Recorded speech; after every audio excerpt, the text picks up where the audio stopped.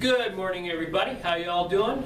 You're in the midst of the test. Today is Tuesday, and I thought we would get going on Drumset. Again, we're looking to do our final exam during finals week.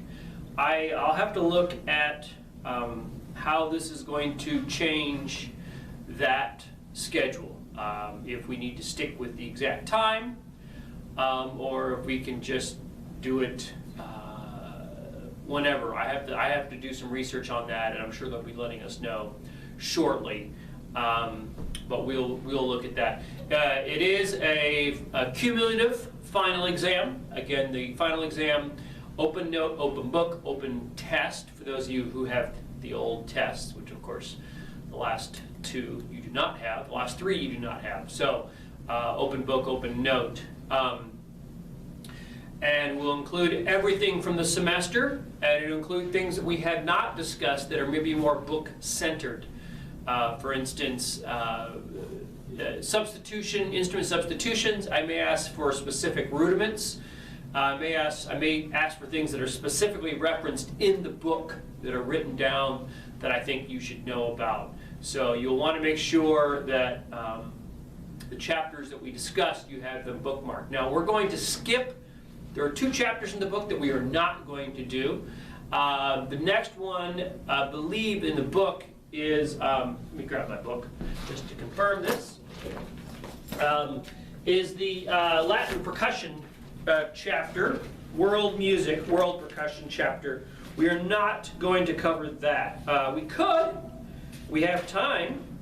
That's something we should think about. Chapter 7, normally we don't cover, but I've never had the time to do that. So let's discuss. We'll have a discussion about it, see what we want to do. I'll email you all out about that. But this is going to be, we're going to jump into chapter 8, and then we'll do marching percussion chapter 9, and then we will not do chapter, 10 and 11. Those are supplemental stuff that we won't be dealing with. So this will be chapter 8, and then going into chapter 9, and then we have to see about chapter 7. That may be something that would be fun to go over, and maybe I'll do it even if it's not on the test, just so you have that reference, just the videos of it. Again, we'll have the 3 questions at the end of this morning's lecture. I think I can get through all of Drumset in one sitting. This will be a long one probably, but it'll be good.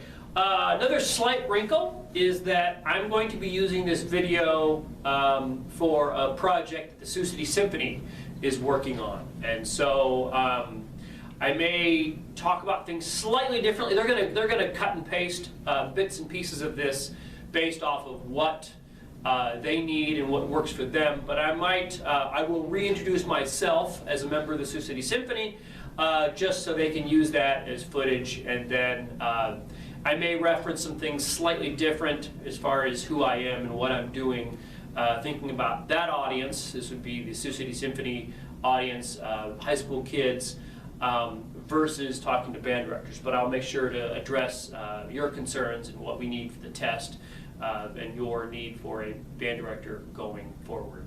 So I'm going to restart this video and reintroduce myself for the Sioux City Symphony, and then we'll be off and running. So,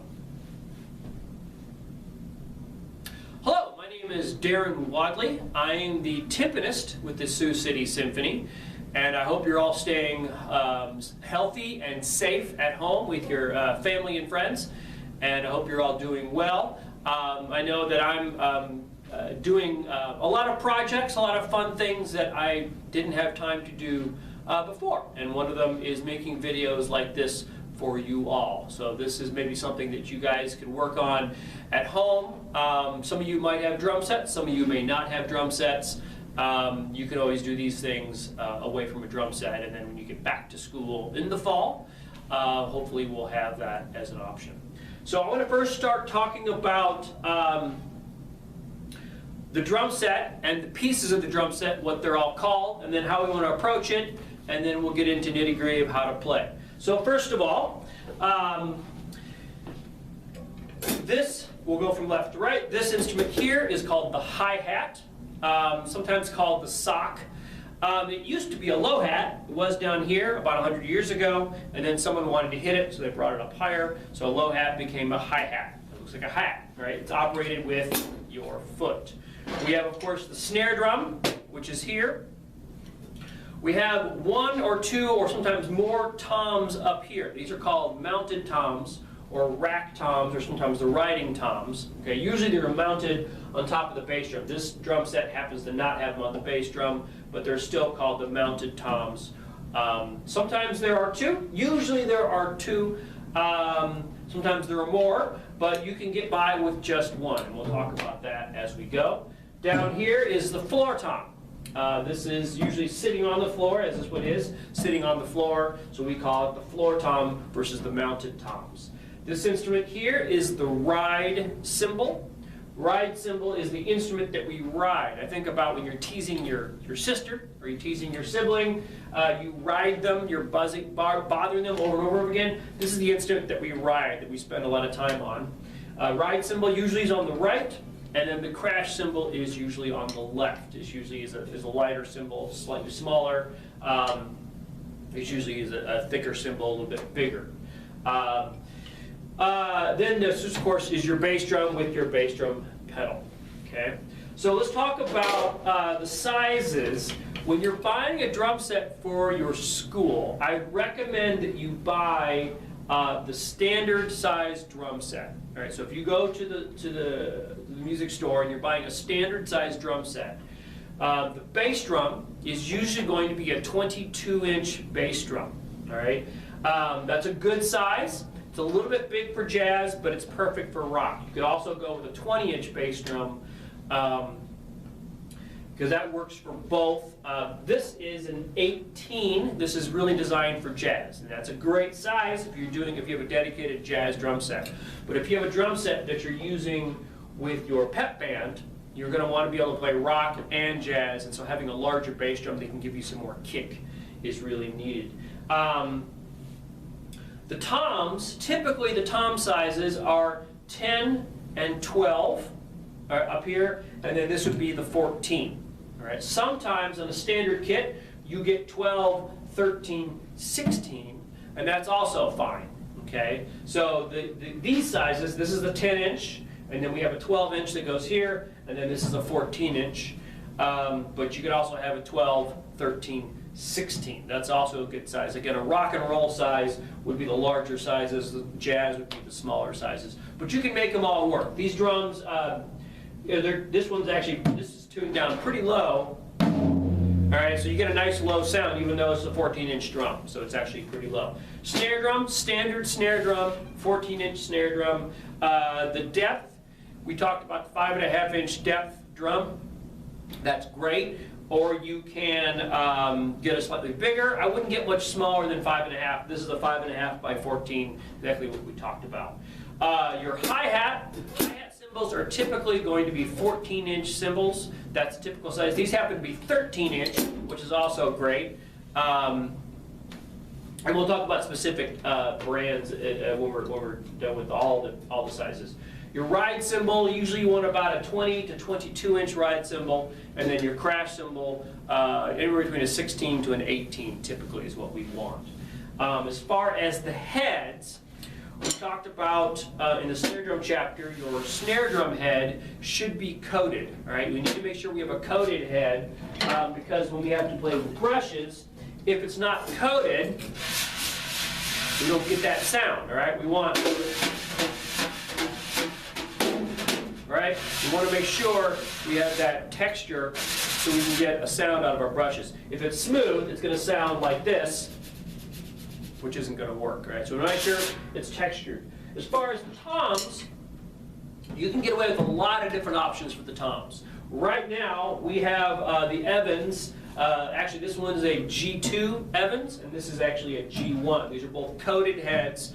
G1s are great. Those are kind of your generic heads. But you could also, this is Evans, you could also go with Remo. Remo coated heads are also fine. If you just have a rock and roll set, if it's a dedicated rock and roll set, you can go with the Remo pinstripe heads. Those are heads that have their 2 layers of head with a little bit of lubrication in between, and it's a nice dark deep sound, good for rock and roll. Not good for jazz. If you want just a generic head that works for both, the Remo coated head, regular head, or the Evans G1 and G2. As far as cymbals, we talked about the 2 cymbal companies, Zildjian and Sabian. Both of those are great. There's a lot of great other cymbal companies out there, Dream cymbals, UFIP, even Peisty. They all make great drum set cymbals. But if you want to be safe, go with Zildjian and Sabian. Oftentimes you can get a package deal where you can buy all the cymbals together in one box. You get the ride cymbal, crash, and then the 2 hi-hat cymbals all together. You can save a little money that way. But do not buy any of the cheaper cymbal lines. You do not want to buy, usually they call them either the Scimitar for Zildjians or the B6s for Sabians. Those aren't good enough for your school. You want to make sure you're getting this quality of cymbals. So you want to make sure you buy the better cymbals. You don't want to buy the cheapest cymbals that they make. As far as your bass drum head, a lot of different options. My favorite head for bass drum, I've been really digging the Remo EMAD system, E-M-A-D, the Remo EMAD system. What that has is on this side, on the batter head, it's a 2-head system, front and back. On the batter head, you have a regular head, and there's a tray built into it that you can put foam rings to muffle, depending on how much muffling you want. It comes with 2 different rings. One's really thick, one's pretty thin. I usually use the thinner one pretty much all the time, and that muffles this head pretty well. The front head has a hole in it, and there's a foam ring that goes on that hole. It already has the hole in the front of the drum. It's a good headset that I can get jazz sounds and I can get pep band sounds out of, rock and roll sounds, right? So it allows the bass drum to have a little bit of resonance, but it also keeps it a little bit of control, right? There's a lot of different heads you could use, but those are the safe bets. The Remo EMAD, the Evans EMAD system, the Evans EMAD, E-M-A-D drum head system. All right, as far as sticks, I'm going to recommend any 5A stick. 5A is a size that we have kind of just come to know as a generic drum set stick. These happen to be Vic Firth 5A sticks. I like them because they fit in my hand pretty well. They're smaller than our SD1s. And you'll notice, if you can see the tip is bullet shape. So it's kind of elongated. It's not round like our snare drum sticks. And these sound much better on cymbals than those round sticks. So you want to make sure you have that. Some people like nylon tip, some people don't. I used to like nylon, and I use it all the time. And then I stopped liking it, and I like the wood tip now. They're both good. Be careful, though, if you have nylon tip sticks, if you're rocking out, sometimes those nylon tips can fly off, all right? And so when they fly off, all you're left with is a really sharp stick. And if you're wailing on your drums and you have a really sharp stick, you're going to put holes in your head. So you want to make sure that you're keeping an eye on those tips as they come off. Please don't use like plastic light-up sticks and the sticks you get free at the Hard Rock Casino. Don't use those. They're not very good. They're just for fun and decoration, and that's all fine and good. You want to get real sticks. So just go to this music store and get some real sticks for drum set.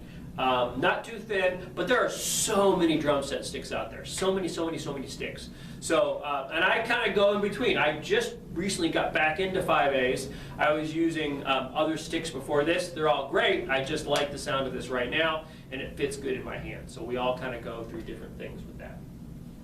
Okay, so we're going to talk about approaching the drum set, and I'm going to be really focused on your jazz band, right? Making your jazz band be solid, right? So a lot of this will transfer to pep band, but for jazz band, this is kind of what we're going to gear this toward. So first of all, everything on the instrument needs to be ergonomic, right? It needs to fit my body, right? You don't want any weird motions any way, this way or that way. So you want to make sure the set is set up for each player. If you have multiple players, you need to make sure that the drum set sits them well. All right. If you're really tall, if you're really short, long arms, short arms, you have to adjust the drum set for that. All right. So we're going to start with the throne. All right. With the throne, we want to be seated in a way that either our legs are going parallel or slightly down. All right, you don't want it sit so low that your legs are going up. You're going to have bad leverage. It's going to be hard to play this way.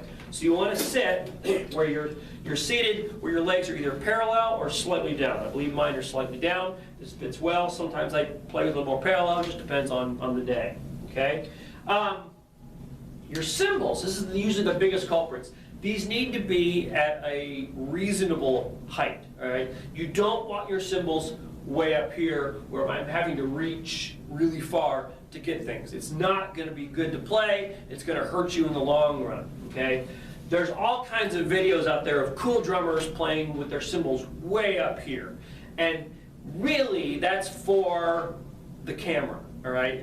The story was Anton Fig, who used to be the drummer with the Dave Letterman show back in the day, and his cymbals were really high. They were way up here.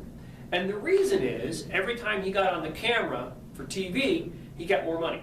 All right? So if the cymbals were low and in his face, right, this camera's looking at, they wouldn't see his face, they're not going to take a lot of pictures of him. But if you put the cymbals up, now they can see his face, they're going to put him on TV and he's going to make more money. So when you see these rock and rollers with their cymbals way up, that's really for the video, for the photo shoot, whatever they're doing. Normally they don't have them up there when they're just at home practicing. Okay, so if you look at a lot of home videos of these drummers recently they're putting out, their cymbals are modestly set up. Right, they're not set up really high. Same thing goes with the toms. All right, you want to make sure you have your toms set up in a way that fits your body. Okay, everybody's slightly different. Every drum set's slightly different. Like this drum set, this tom is mounted on the cymbal. So these things are a package deal. So I have to kind of work with that. Sometimes, usually they're mounted on the bass drum, and you got to work with that. But everything needs to be as close to your body as possible.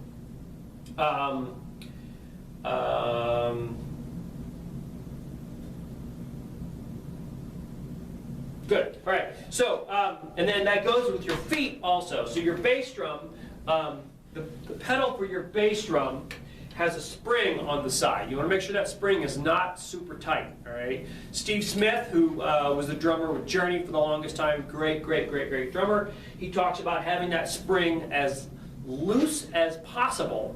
So if it were any more loose, then it would be lax, all right? It would be super too loose, all right? So you want to make it as loose as possible. Basically, you don't want any resistance when I'm pushing into the drum. I want it as easy and as easy to push into the drum as I can. All right. Speaking of setup, if you are a left-handed player or have a left-handed student, I would recommend that they do not set the drum set up left-handed.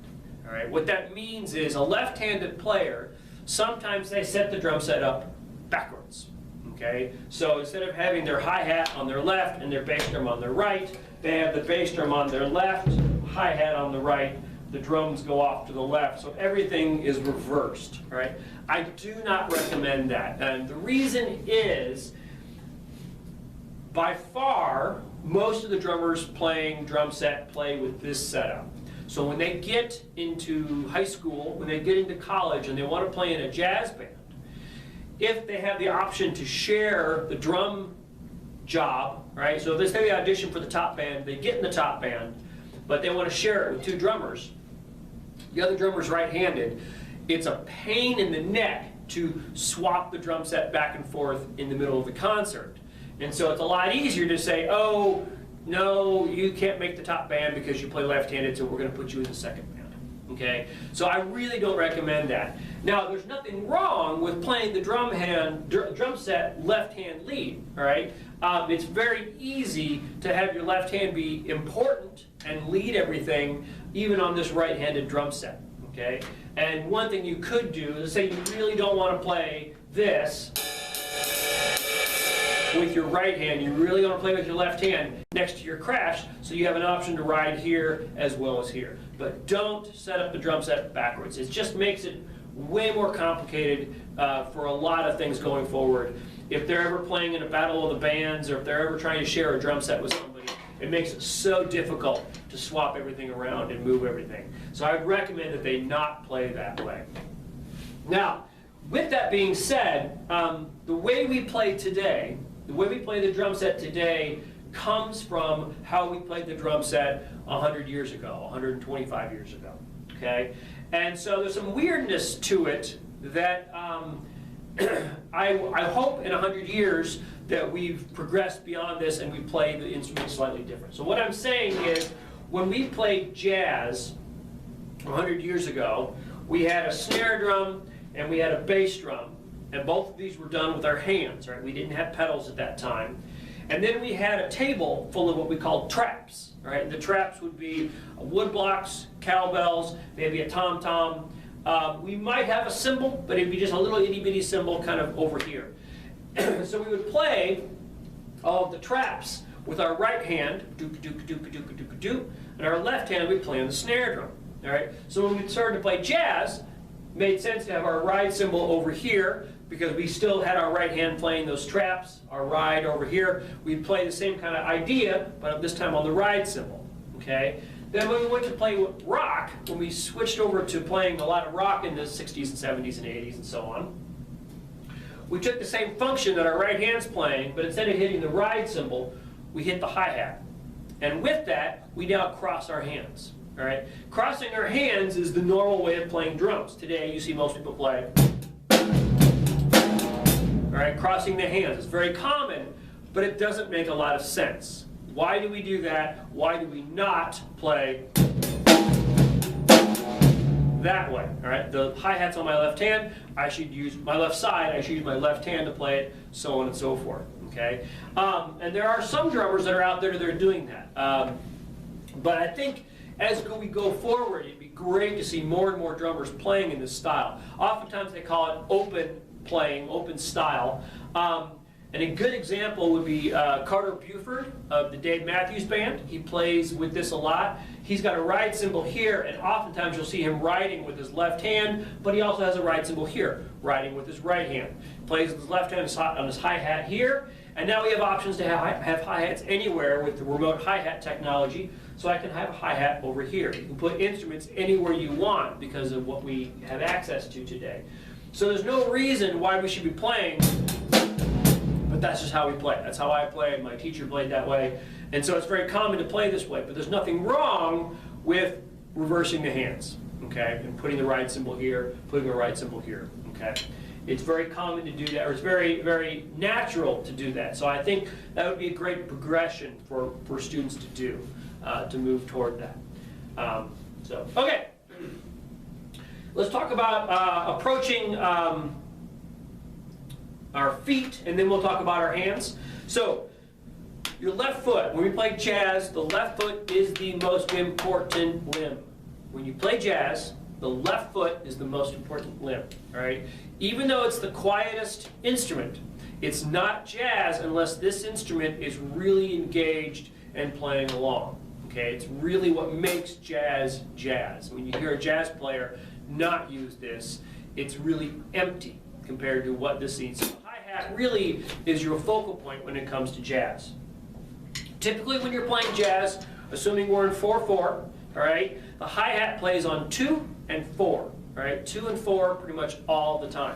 So when I do that, I'm going to rock my foot. I don't just want to go 2, 4, all right, because when I do that, 2, 4, 2, 4, there's not enough motion in there, there's not enough activity to help me keep a good solid time. So to help me keep good time, better time than that, I'm going to rock my foot. All right? I'm going to rock it, and I'm going to go 1 and 3 is going to be with my heel, 2 and 4 with my toe. So I'm going to have 1, 2, 3, 4. Hopefully you can see some of the video. 2, 3, 4.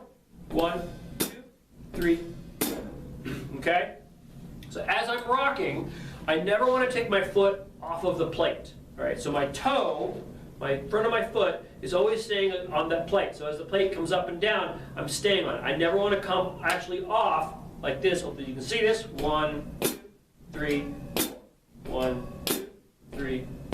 Two reasons why we don't want to do that. One, oftentimes they make an extra noise when they come up. See if you can hear this. I'll do it again. This one's pretty quiet. My right hi-hat at home makes a lot of noise when it's allowed to spring back on its own and to the end of its spring. So you get that extra noise that we don't want. And the second thing is, if I take my foot off the pedal, now when I want to play it, I have to go down, hit the pedal, and then keep pushing, and it's going to have a tendency to have that note being late. All right. So if I keep my foot on that plate, I'm going to be much more in time. Okay. So 1, 2, 3, 4. 1, 2, 3, 4.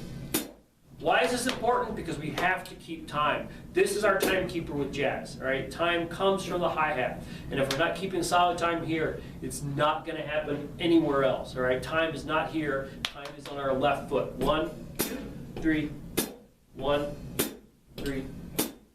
Okay, really, really important. All right, bass drum, and hopefully you can see this. I think you can through the video here.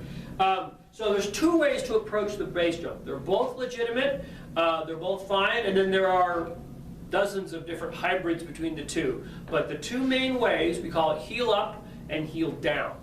Okay? Starting with heel down, our jazz predecessors all played heel down. And what this means is my heel stays on the plate, stays on the pedal the whole time. Same idea. I don't want to take my foot off the plate. I want to keep it touching the whole time, but my heel is going to stay down as I play the note. Right. What this does, it allows me to use my front leg muscles, my calf muscles, which are smaller but faster, okay? It allows me to come out of the drum. Now, this is really important if we have a resonant bass drum. When we started playing bass drum, our bass drum sounded more like this. That was the sound of our bass drum. It wasn't this muted, muffled tone that we have today. And a lot of jazz players still use that as their tone. Okay, so if I take my beater and if I stick it into the head, we all know this from the snare drum chapter, I'm going to get a weird sound. It doesn't sound good. It doesn't sound right. We want, and by playing heel down, it allows me to come out of the drum and allows it to resonate. Now this drum, of course, is muted, muffled, like most drums are today. So it's not as big of a deal, but you can really tell how that opens it up, okay? So heel down is how our jazz players play, and I typically, well, I'll play a lot of that, especially if I'm playing fast, or if I have to play fast, I'll play heel down. But there are some amazing players who play fast heel up, okay? So heel up was really kind of came to when we started playing more amplified music. We had to be louder, and when we muffled our bass drum. Okay, so heel up is my heels off the plate. I'm on my toes only, and I'm going to come up. Basically, the whole leg's going to come up, and I'm going to kind of, you keeping my toe on the plate, come up and down. And the beater is going to bury itself in the head. You can hear a difference in the tone. Here's leg heel up versus heel down. All right, you can hear the difference in the tone. If I have to play really, really loud,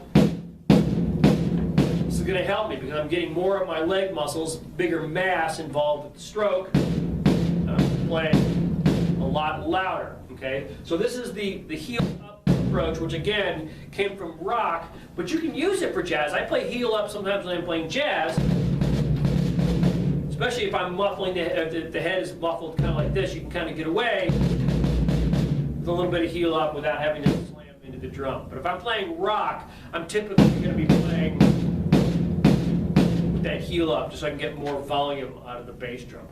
Okay? approaching the snare drum, we want to hit the snare drum and the toms just like you did with our snare drum chapter. All right. So whether we're using matched grip or we're using traditional, it doesn't really matter. We talked about the pros and cons of both. So for using matched grip, all right, I want to be palm down just like we were with the snare drums. Okay. So palm down. 1, 2, 3, all right? So I'm palm down. I'm not to the side. I'm not doing anything weird with my stroke, okay? A lot of people, particularly with their left hand, they develop bad habits because I'm crossing my hands and they're afraid of hitting the sticks, so they develop this kind of sideways wiping motion. Can't even do it. All right? So they get this sideways motion. Really avoid that, all right? Up and down, just like our normal playing. One of the differences on this instrument versus playing in a band or orchestra is that part of the characteristic sound of the drum set is a shorter attack, sharper, shorter attack. Okay, and so when we did snare drum, we talked about coming out of the drum, right? Free rebound.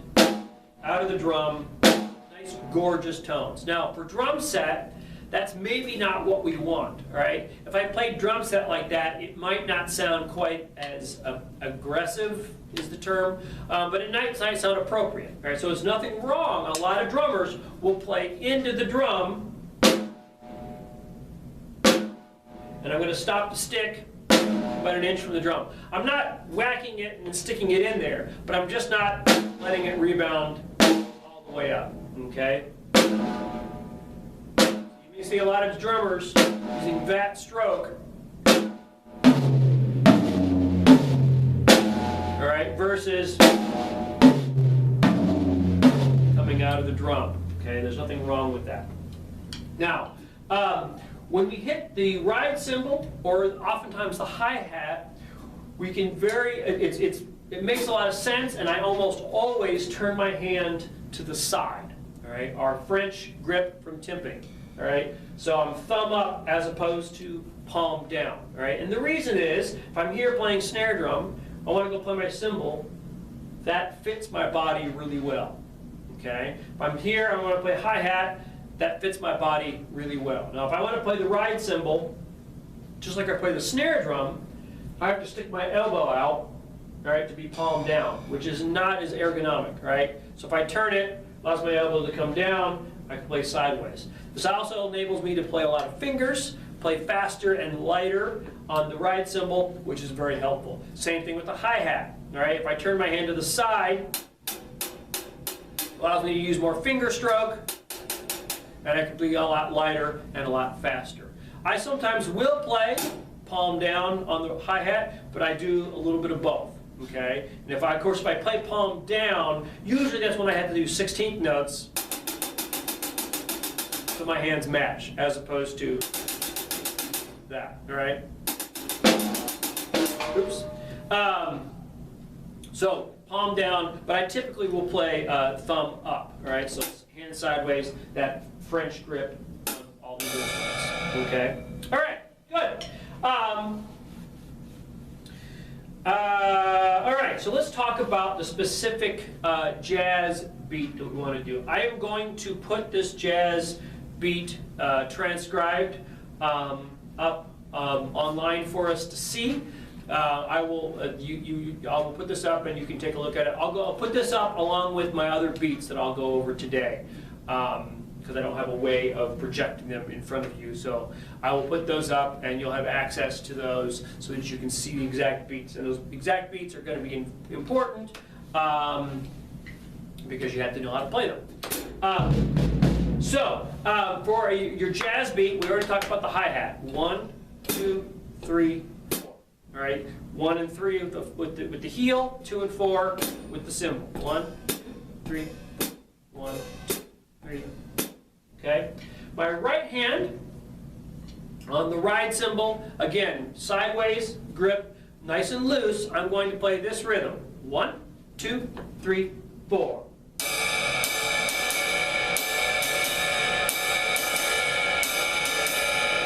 Okay, quarter, triplet, 1 and the third note of the triplet, 3, triple it again. So 1, 2, 3, 4, 1, 2, 3, 4, 1.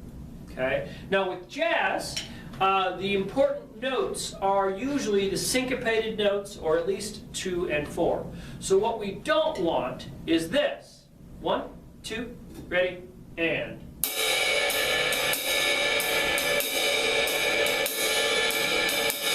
We don't want to accent 1 and 3. If anything, we want to accent 2 and 4, which actually makes this beat a lot easier to play. All right? This is very difficult to play when I have to accent 1 and 3. If I accent 2 and 4, 1, 2, 3,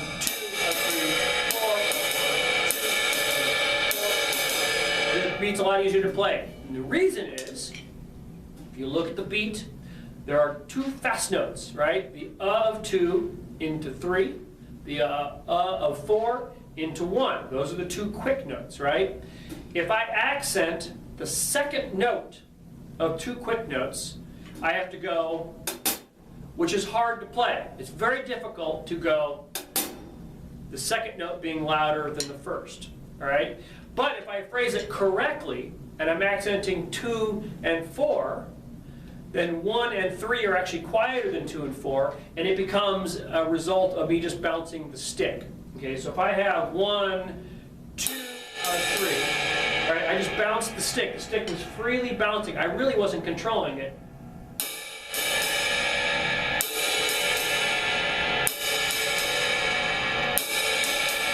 I wasn't really forcing those other 2 notes to play. They kind of just happened magically, right? It's a little magic force field that causes those notes to happen.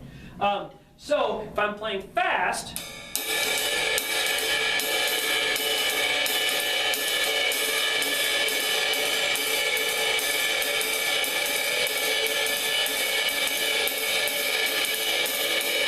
all right, if I accent the 2 and 4, then the other notes just kind of play themselves. So there's no way I could play it that quickly if I was going, let's even try it.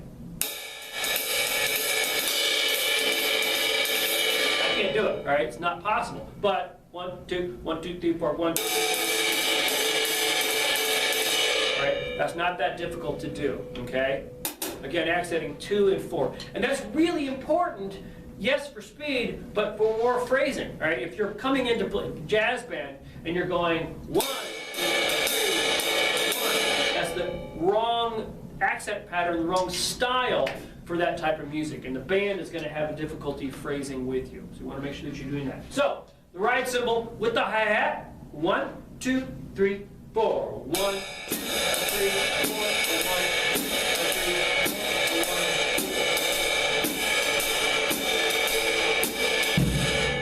Okay, the next one, instrument we want to get involved, is our bass drum. Now the bass drum, this is another pitfall for drummers with this beat. All right, ideally, the official jazz beat has the bass drum playing on every beat. Okay, so if I'm playing on every single beat, 1, 2, 3, 4, 1, 2, 3, 4. Now the reason we do this is the first rule of jazz, or playing drum set, is that your bass drum plays all of the notes that the bass player is playing. Okay, that's a rule. Of course, all rules are meant to be broken, right? But as a general rule, every note that the bass player plays, your foot wants to play, should play. Okay? When the bass player is not playing, or isn't playing a certain rhythm, you should not play also that rhythm with the bass drum. Okay, so if the bass player is playing doom doom doom doom doom doom doom doom doom, all right, then your foot should go 1, 2, 3, 4, 1, 2, 3, 4. Okay, with the bass player. All right, if the bass player is playing doom doom doom doom, then your foot should play the same thing. Doom doom doom doom. All right, if you're playing a funk tune, and the bass player is playing doom da boom da boom ba boom ba boom ba boom ba boom ba boom ba. Perfect thing for your bass drum to play. All right. Now, obviously, you can change it. You can play notes that the bass player is not playing, but as a general rule, that's kind of what you want to think about doing. So, going back to this, you want to play with the bass player every note they're playing, but you don't really want to be heard, okay? There's a great, John Philip Sousa had a great thought on the bass drum as it fits into his ensemble. And he talked about, if you can imagine this, if this is the low brass sound, the bass drum should fit inside of that, all right? If the bass drum is playing along with the tubas in your band, all right, and you're inside of that sound, right? So you're slightly quieter than the tuba, right? You're not louder, right? You're not down here, but you're right inside of that note. Then the bass drum takes on a tonal characteristic, all right? So the bass drum starts to sound like it has pitch, like it's doing phrases, okay? And it supplements the sound, fills out the sound of your tuba player or your bass player. Okay, so this bass drum is really helpful to fill that sound out, right? To really kind of flesh it out. If you get louder than that bass, then it's too loud, right? It's too much. Okay, so you need to make sure you're underneath it. Okay, so the danger is if a young player will play this instrument too loud all the time. Okay, and so someone said, just take the bass drum out, take it out altogether, and they do.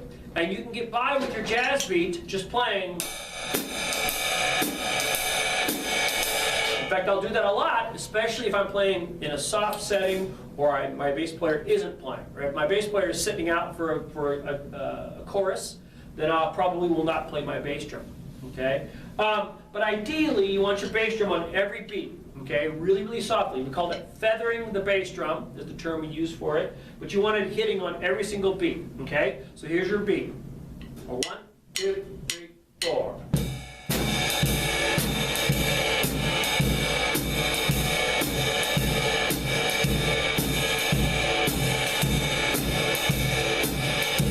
Jump ahead with the snare drum there. Okay. So that's the beat that you want for your bass drum, right? I played it really softly. You probably heard it, and maybe it was too loud, but we don't know. Bass player's not here. Depends on how loud the bass player is, okay? And how much they complain about how loud my bass drum is. All right. Finally, the snare drum. Snare drum, typically just a general playing 2 and 4 along with the hi-hat, okay? So every note the hi-hat plays, my snare drum is playing, okay? Now, one exception to this, oftentimes we will do rim clicks, and I see this a lot when I see bands, young bands come in. How do we do rim clicks when we're doing jazz? Okay, so typically, if we play on the snare drum, we have this: 1, 2, 3, 4.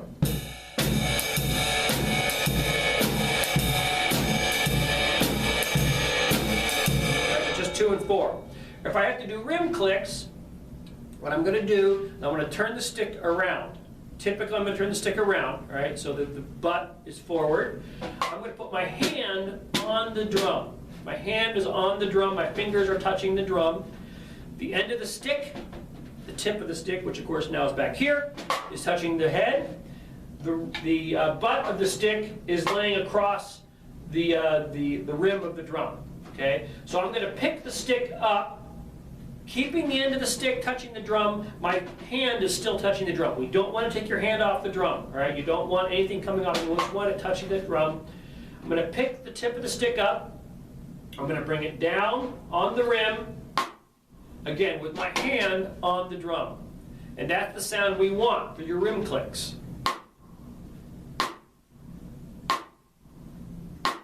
Okay, so you can substitute snare drum notes rim clicks if it's soft. Very often tunes will start softer and they get louder as they go. And so having these rim clicks is really handy. Okay? Now what it isn't, what it's not is this. Just hitting it with the stick. Either that's not the sound we want. Okay? It's also not where my hand's off the drum. You know that ring? We don't want that sound, all right? We want to have our hand on the drum. Now, how much of this stick comes out past the rim? It depends. Depends on the sound we want, all right? It also depends on the drum and the stick and the head and the nut, okay? So sometimes I'll have an inch, all right? But with this stick and this drum, that's not the sound I want. There's no high end popping out of that. So if I choke up a little bit, that's the sound I want. So this is the right spot. This is too much, or not enough, I should say. If I have too much,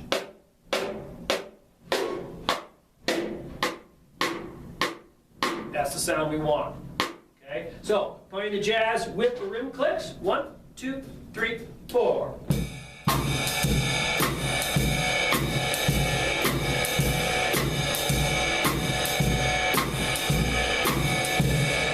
Okay?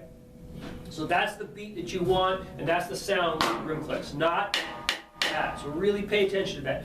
A lot of young drummers, they don't know how to do a rim click, and so they just hit the rim. I see a lot of bands hitting the rim as opposed to playing the rim click. You can play it with the stick going either direction.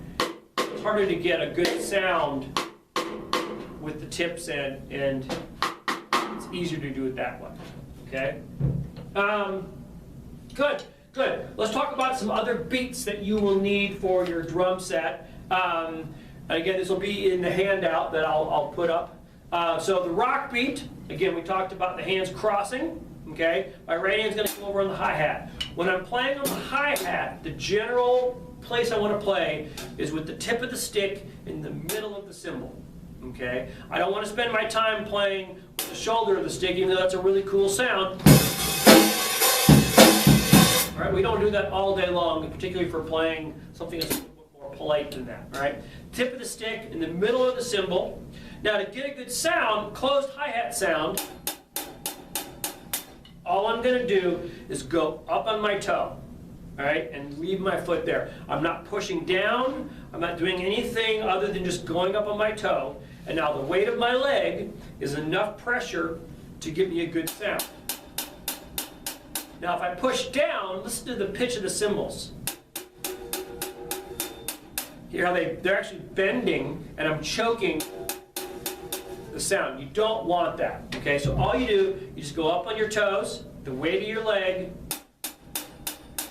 gives you a good sound. Okay, so the generic rock beat would be, again, going like this, the tip of the stick on the cymbal, snare drum 2 and 4, bass drum, whatever the bass player is playing. If I'm playing a typical rock tune,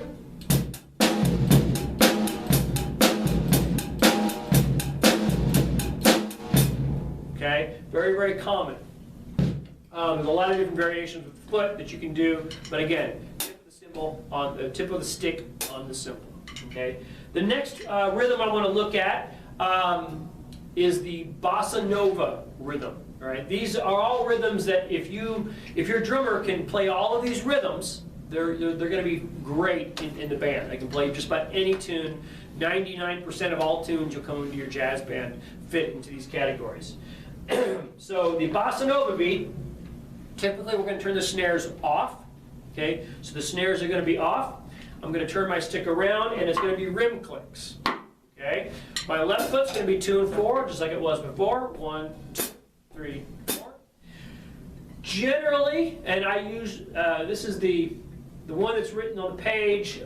You can do this. I will vary it, and I'll talk about that in a second. But your right hand's going to be on the ride cymbal, playing eighth notes. Okay, and these are straight eighth notes, not swung eighth notes. 1 and 2 and 3 and 4 and.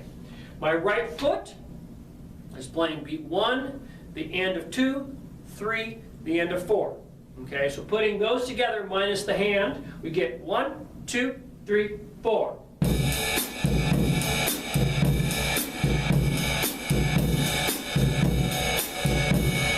Okay, now your left hand has kind of a complicated rhythm. Okay, so the left hand has this rhythm, right? So I'm going to play you quarter notes so you can hear how the left hand sounds. Okay, here we go. 1, 2, 3, 4.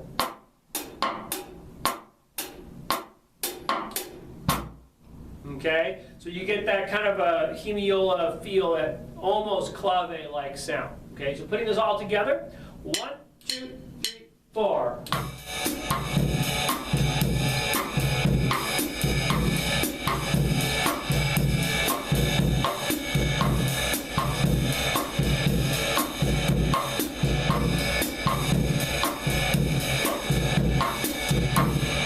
Good. Now, I don't know if if you noticed it, but you maybe caught my left foot. I was doing something other than rocking.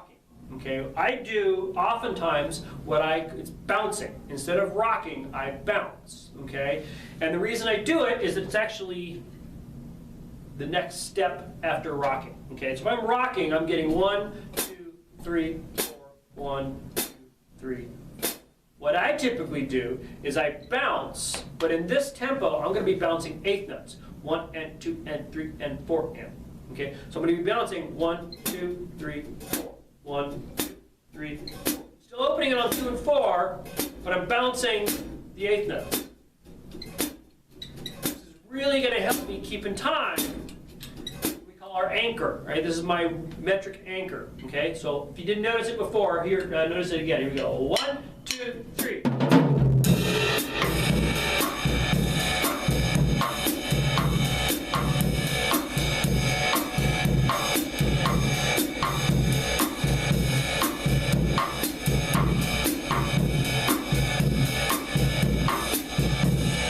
Okay, you can rock it. That's great. But I bounce it, and that was something that I kind of progressed into when I got older. All right, so I rocked my foot all the way through school, and rocking is definitely where you want to start because that just gets kids really, really oriented toward it. Okay, all right. The next rhythm on the page is the samba. This is, to me, the samba beat is the most complicated of all the beats we're going to play, and it's the one fraught with the most problems in your jazz band. The reason being, if I can play ding, crack-a-ding, crack-a-ding, I can play 95% of all jazz tunes.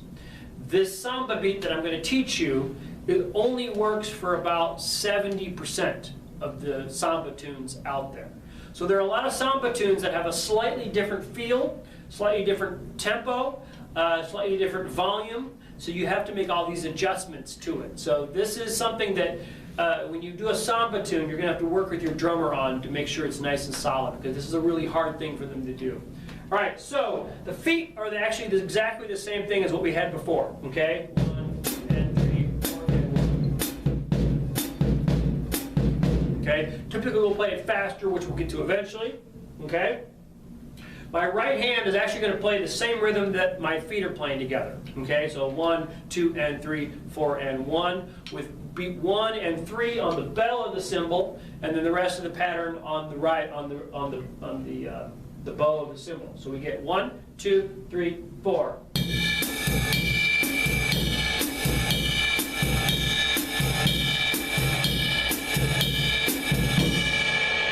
Okay, so taking that faster, 1, 2, 1, 2, 3, and.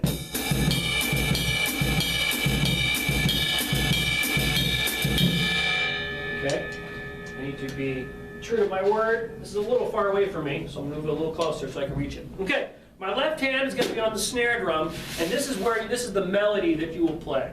Okay, so typically the pattern that I have written there is your kind of generic pattern, and then you can improvise from there. Okay, so I'll play the pattern that's on the page. Okay, 1, 2, 1, 2, 3, 4.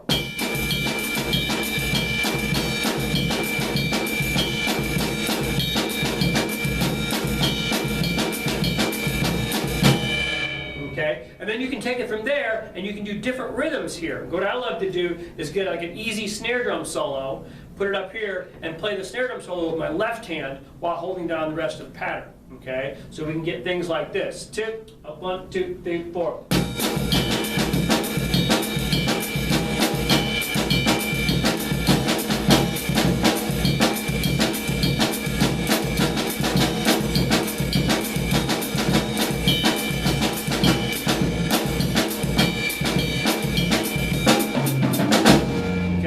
So it's a really fun beat to play, and again, it's really tough to put it all together. So it's a tough beat for your students in band to learn. Final beat I want to look at, and then we're going to get to books and some exercises to kind of develop some of these things.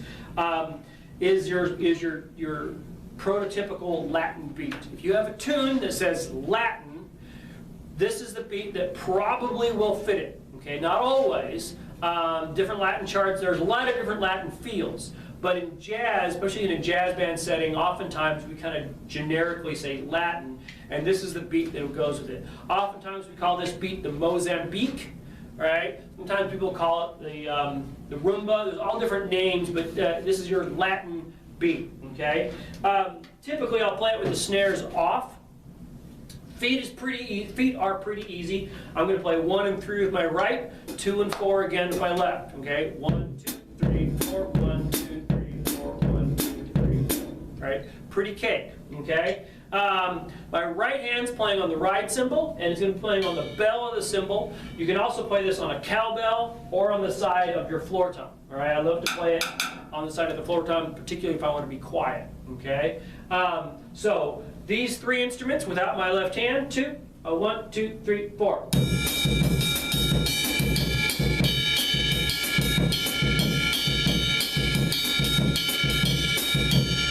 Okay, now my left hand is playing on the and of 2 and beat 4, the and of 2 and beat 4. Okay, putting that all together, 1, 2, 3, 4.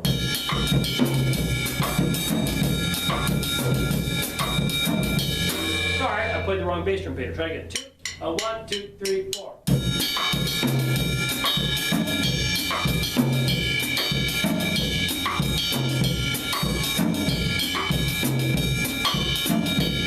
Okay, and of course, like I said, you play it on the side of the tom, and it sounds great, particularly if it's a quieter verse section of the tune.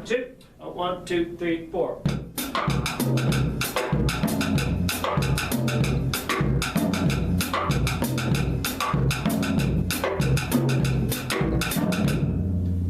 Okay, so those are, to me, if you have all those beats down, if you can play all of those, you will function in your jazz band. There's tons of other beats. Obviously, there's an infinite number of beats and variations of beats, and we spend our whole life working on developing them and learning them. But if you can play those, that gets you started on just about every tune that you will play in your jazz band. All right. I should talk about brushes before I get to the book. So let's talk about brushes a little bit.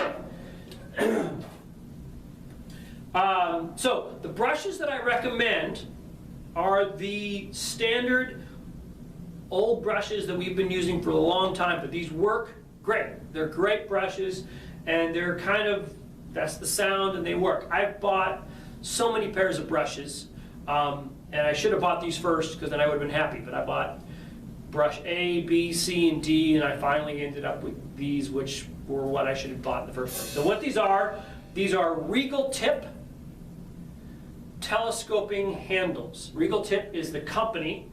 It says Regal Tip by Collado, but Regal Tip is you want to look up. And telescoping handles. What does telescoping handle mean? Is that I can push it out and I have my brushes, or pull it in and I don't have my brushes. Okay? It's a rubber handle, so I want to make sure it's rubber, not plastic. All right, and then this should be metal. Okay, so the metal ring, you push it, and your brushes come out. All right, you can customize how much they're out by pulling it in, depending on what you want. Okay, there are a lot of brushes out there. There's so many different types of brushes, and they're all great. They all have their purposes. But if you're playing jazz, I would recommend getting these. Again, it's Regal Tip by Collado, telescoping handles, rubber. All right, so want to make sure it's not plastic. You want to make sure they make, I don't think Regal Tip does of this, but they do make plastic bristles, which are fine, and again, I have those, but the metal ones are what you want. That's the sound that you want to go for.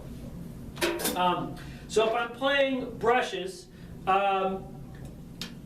they're not that difficult as long as you understand the concept of brushes. Now what brushes are is obviously I want to play jazz, but I want to play quieter jazz, all right? I want to play a smaller sound than the full sticks, all right? So it's an idea, it's the way that I can play if I'm set up in a really small coffee shop and I've got the table full of people right here. Obviously I don't want to be bashing away on the drums. This works really well. Or if you're playing a ballad in your band, these are great to play. Okay, you can play matched or traditional. It doesn't really matter. A lot of people feel like to play brushes you have to play traditional. You don't. All right, you can do everything that I'm doing matched, and I'll try to do both as I go. I typically play traditional only because, again, my teacher forced me to play traditional when I was a kid, and it just feels comfortable for me. But you can do all this matched as well. Okay, there's no reason you can't. All right, so typically one hand, at least one hand, if not both hands, is going to be creating this sound, this overriding sound on the drum, okay? And we do that by scraping the brush along the head of the snare drum, okay? Right? We want that sound to permeate, right? We really don't want there to be holes in that sound. We want that sound to be continuous. Now we can accent, we can do different things to it, but we want to make sure that that sound is going continuously. We don't want short strokes with interruptions in the sound. Typically people with their left hand will play that motion, okay? And what I want to do is I want to get as much acreage covered as possible per beat, okay? So I'm going to start with the drum. Let's do it this way. I'm going to pretend like this is my snare drum so you can all see it. Hopefully you can see this. I'm going to start with my hands here. And I'm going to start my brush on the left side of the drum. I'm going to be left, 2, 3, 4. Okay?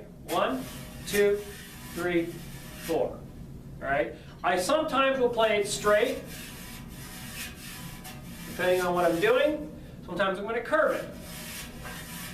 I'll do an oval shape, or I'll do a backwards oval shape.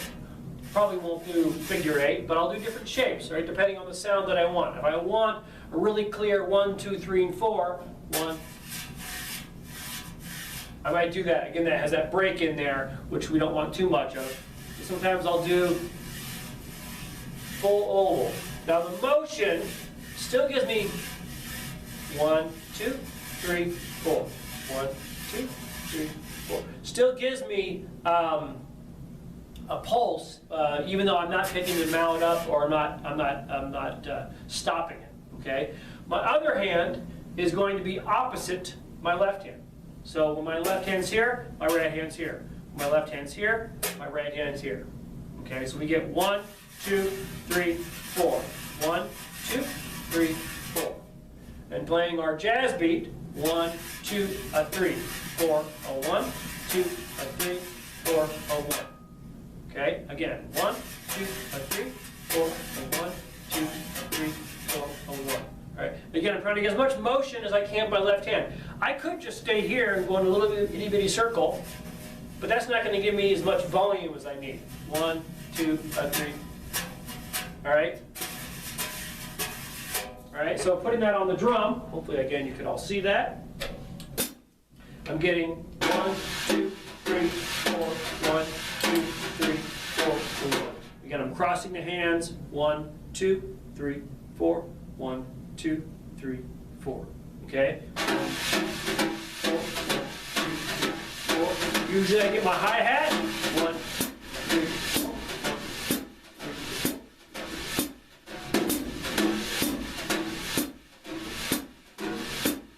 Typically, when we're playing brushes, we do not use the bass drum on every beat. All right? It's too loud. Even if the bass player is playing every beat, it's too loud. All right? So I might do this.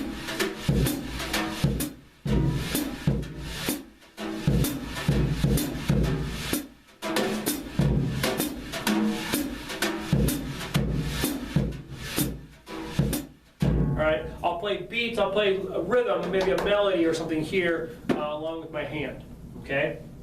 That is your generic brush beat. Now there are tons of variations, a lot of different options, particularly if you're playing a ballad. One variation for a ballad that is good to know is that sometimes I don't pick either hand off the drum and I keep them both on the drum at the same time. And I'm going to play these S's inside of each other. Okay, so I'm going to get 1, 2, 3, 4. 1, 2, 3, 3, 4. 1, 2, 3, 4. 1, 2, 3, 4. All right. So what I'm doing is trying to get as much sound as possible.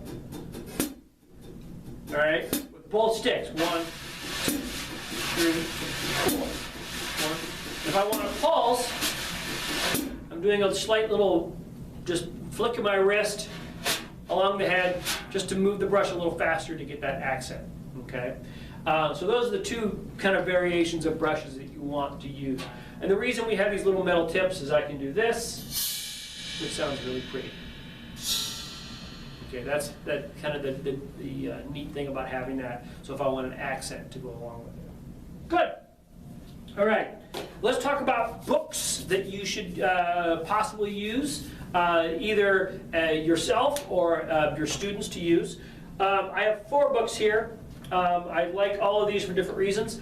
One of them that I use a lot is Alfred's Beginning Drum Set Method. Alfred's Beginning Drum Set Method by Sandy Feldstein and Dave Black. Okay? It's a great book. It really steps through how to play everything. It's great for a beginning drummer. Right off the bat, it gives you the definitions of all the parts of the drum set. It shows you 2 different setups, one with 1 tom, one with 2 toms, and it labels them, and then it shows you where they are on the staff. So it shows you how to read drum set music right off the bat. It's a great beginner book for that. It goes into how to play the instrument, how to hold the sticks, how to use your foot. Talks about both heel up and heel down. Talks about rocking your left foot, so on and so forth. Then it gets into playing different beats, right into the beats. Doing some fills, that kind of stuff. And then, what I love about it is that there are some play-alongs. I love these play-alongs. It comes with a CD. I'm not sure if you can get sound files for it now or how it works, but it comes with a CD. And these play-alongs are great to learn how to play with a big band, because the first one, it's called Blues for Time, and it's a straight 8th note kind of rock blues, and it's really very simple. All right, the drummer on the recording, so in the recordings you get one with the drummer, one without the drummer. All right, and so the one with the drummer, he plays exactly the notes that are on this page. He plays note for note what's on this page. So it's great for the young drummer. Okay, so I want you to learn everything that drummer does. I want you to listen to what he does and play all of the notes that he does, and they're exactly what's on the page. And it's great. It all works. Everything is really cool. Okay? Then you learn some more beats, blah, blah, blah. We come to our second play-along, which is called Winter Poem, and it's kind of a ballad. Now in this tune, the drummer is playing some things that aren't written here, and some things that are written here he's not playing. Okay, so he's learning how to improvise, to play things that aren't on the page. The typical big band drummers, we'll talk about that when we get to the end of the book. Oftentimes we don't play a lot of the stuff that's on the page, all right? But this kind of starts to stretch the brain of the young drummers to, oh, wait a minute, I can do this even though it's not written. Or that thing's written, but I don't like it, or it doesn't sound good, so I'm not going to do it. So I like the students, okay, learn what he does. Transcribe his notes if you want to. Figure out what he does that's different than on here. And then you can play what he does or play something completely different. It's up to you. And then we begin to learn more beats. And then finally, at the end of the book, we have an up-tempo jazz tune called Have a Nice Day, or Have a Nice Day. It's based off of Hava Nagila. And this looks exactly like a big band chart. This is actually a Sammy Nestico tune.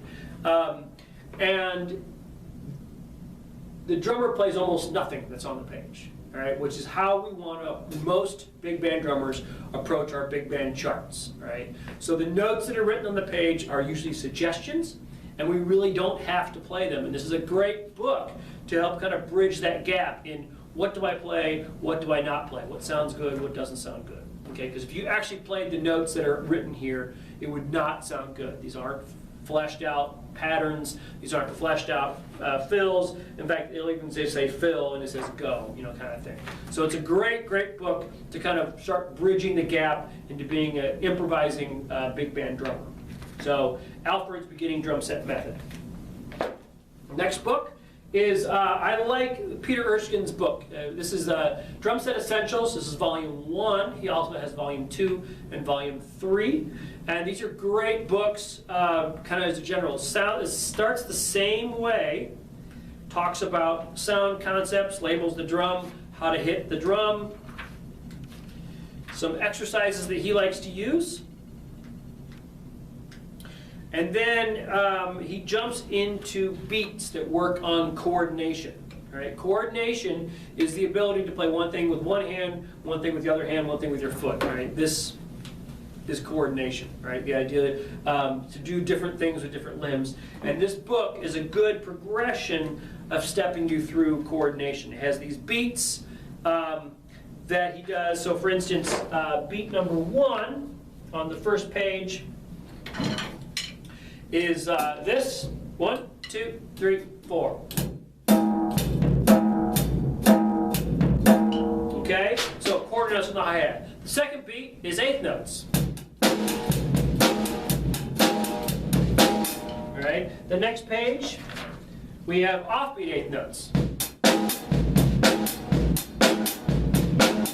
Next page is 16th notes. All right, the next page is half notes. The next page is quarter, 8th, 8th quarter. Next page is that backwards. All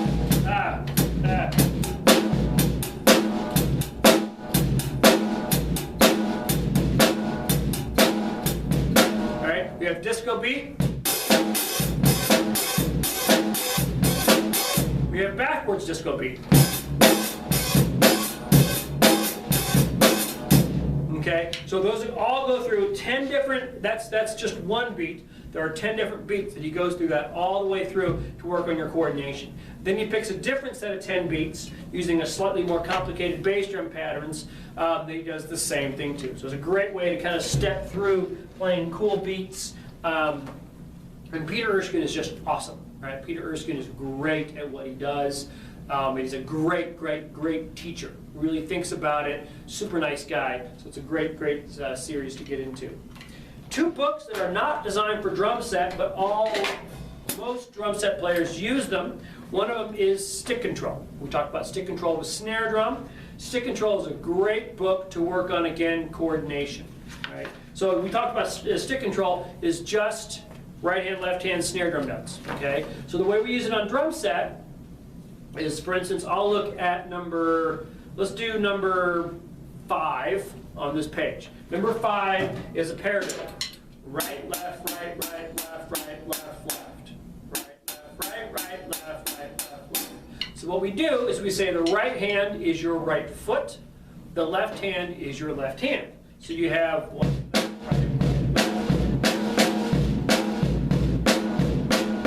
all right, and then we take the swing beat and we put this underneath the swing beat, of course swinging the 8th notes, right? So here's the swing beat, 1, 2, 3, 4, 1, 2, 3.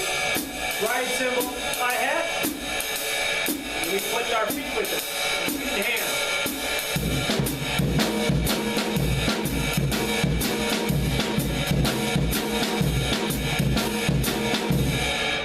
So you can go through all the different sticking combinations and you work on your independence that way, okay? It's a great, great, great book to just kind of sit down and really work on your ability to play different beats.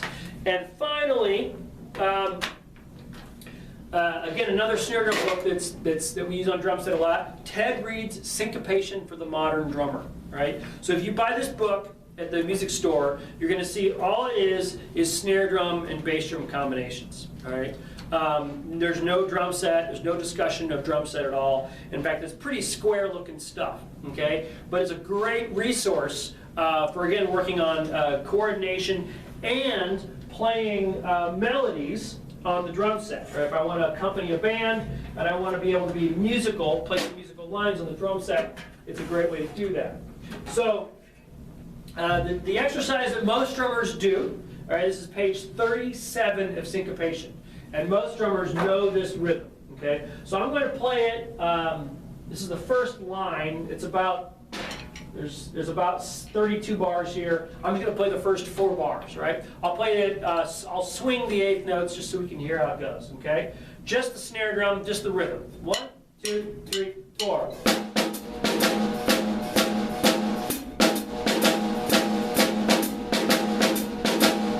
Okay, my hi-hat holding down the pulse there, okay? So that's the rhythm that we have there, right? So then we can take it, we can put it on the drum set, okay? So there's a lot of different things we can do with it. So I can hold down the pattern, right cymbal, bass drum, hi-hat. I can play that with my left hand, right?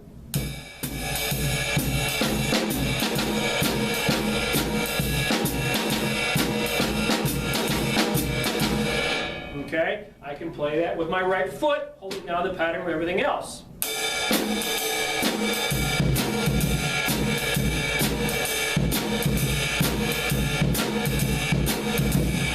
Okay, now what gets really cool is we can divide it up between our snare and our bass drum. Okay, and this is typically how we want to do it because it makes a much more enjoyable melody. Okay, so what we'll do, the first one will be 8th notes on the snare drum, quarter notes on my right foot. So anytime I have an 8th note, and that would be a short note, even if it's an 8th, so yeah, anytime it's a short note, be my right hand, my left hand.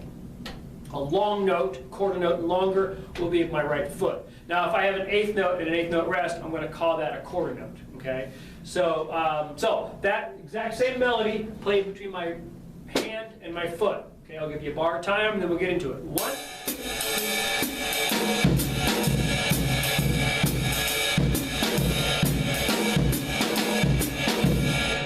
okay, then we can reverse that. 8 notes with my right foot, quarter notes with my left hand. 1,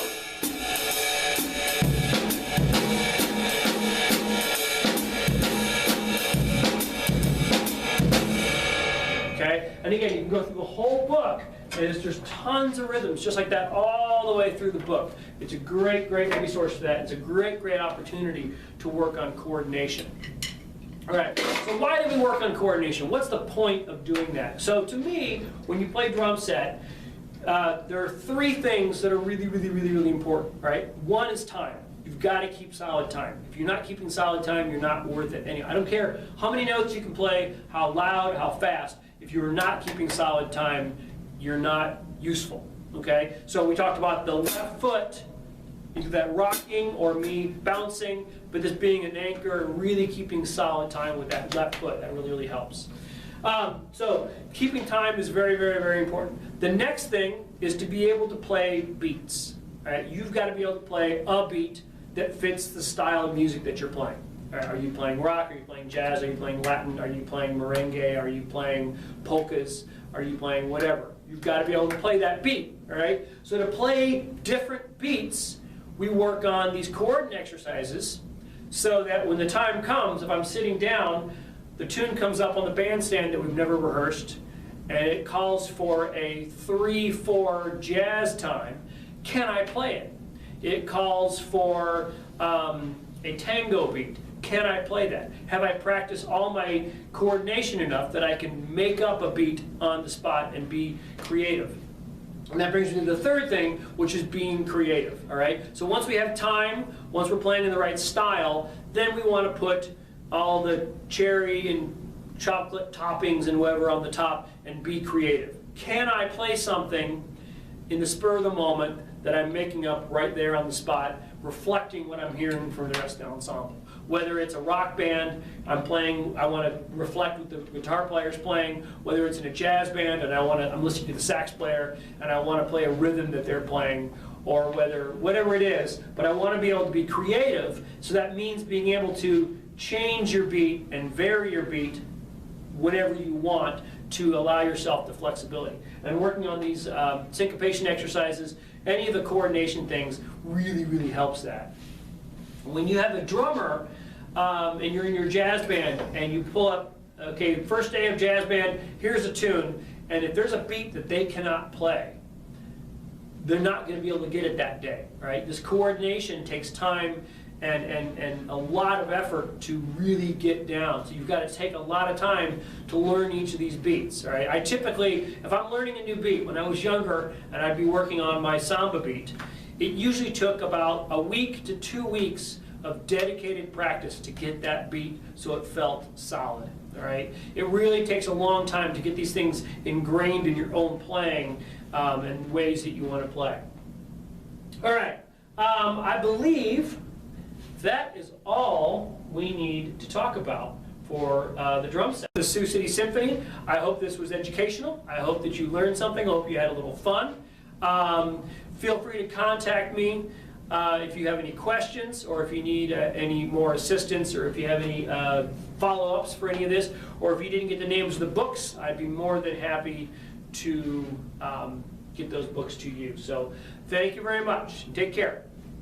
Now, for those of you in percussion methods, we need our 3 questions, all right? Our 3 questions, 3 answers for our listening.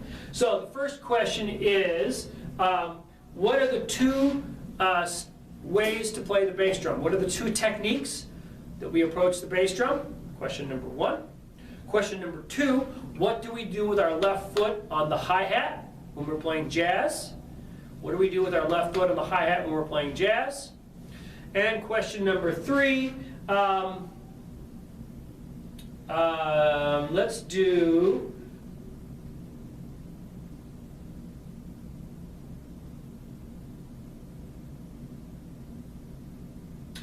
let's do this. Let's have you list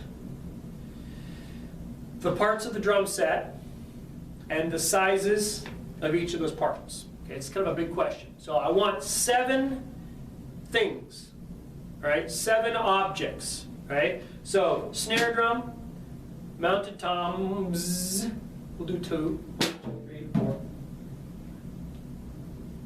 Actually, we'll just do 1. So snare drum, tom-tom, floor tom, bass drum, hi-hat, crash cymbal, ride cymbal. 1, 2, 3, 4, 5, 6, 7. All right. So I want you to list what those are, sizes, and anything else that you think is important to talk about with whatever they are. Okay. So I want you to list all those. And like I said, I'll get these patterns up, probably a PDF that I'll get, or a Word document I'll get dialed up to D2L. So I hope everybody's staying safe. Hope you're having fun doing what you want to do. And we will see you on the flip side. Thanks a lot.